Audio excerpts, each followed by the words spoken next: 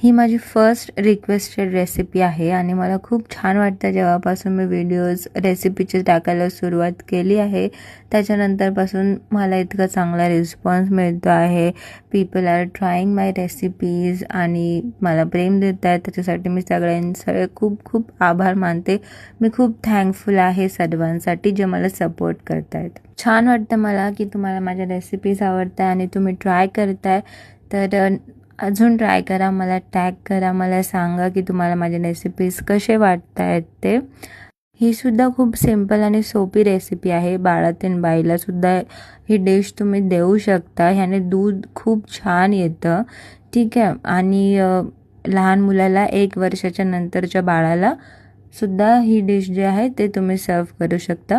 Quantity जी आहे ते आपण वयोमानाच्या अनुसार आपण ॲडजस्ट करू शकतो. प्लस आपण नॉर्मल पीपलसुद्धा खाऊ शकतो. थंडीमध्ये वगैरे बॉडीमध्ये हीट मेंटेन करायला सुद्धा ही रेसिपी खूप हेल्प करते. तर इझी आहे. याच्यामध्ये फक्त आपल्याला बाजरी जी आहे ते एका भांड्यात घेऊन स्लो गॅसवर चांगली परतून घ्यायची आहे ब्राऊन होईपर्यंत. थोड्या थोड्या वेळाने चांगलं चमच्याच्या हेल्पने चांगली बाजरीचा जो पीठ आहे ते आपल्याला चांगलं परतून घ्यायचं. ते झाल्यानंतर जे आहे बाजरी जो पीठ आपलं तयार आहे ते एक साईडला काढून एका चाळणीच्या मदतीने त्याला ड्रेन करून घ्या. जसं व्हिडिओमध्ये दाखवलं आहे, कसल्याच गाठी नाही राहिल्या पाहिजे. गाठी राहिल्या तर ते एवढी स्मूथ नाही होत. ते गाठी येत राहतात तोंडामध्ये, which can be very disturbing. जेव्हा आपण खात असतो तेव्हा थोडंसं जड असते. सुरुवातीला थोडी चव नाही आवडेल किंवा आवडू पण शकते. जसं मला तर आवडली होती, मला छान वाटली होती. मला म्हणजे एकदम चॉकलेटसारखंच लागते ही, ऑलमोस्ट चॉकलेट बॉर्नव्हिटासारखी लागते ही रेसिपी.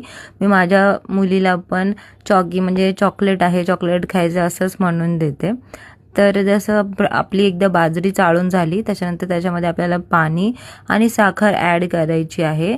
त्यानंतर स्लो गॅसवर आपल्याला ही डिश जी आहे ती ठेवायची. म्हणजे स्लो गॅसवर आपल्याला पातेलं ठेवायचं. त्याला बॉईल जसं जसं येणार तसं तसं त्याची कन्सिस्टन्सी जे आहे ते थिक होत जाणार.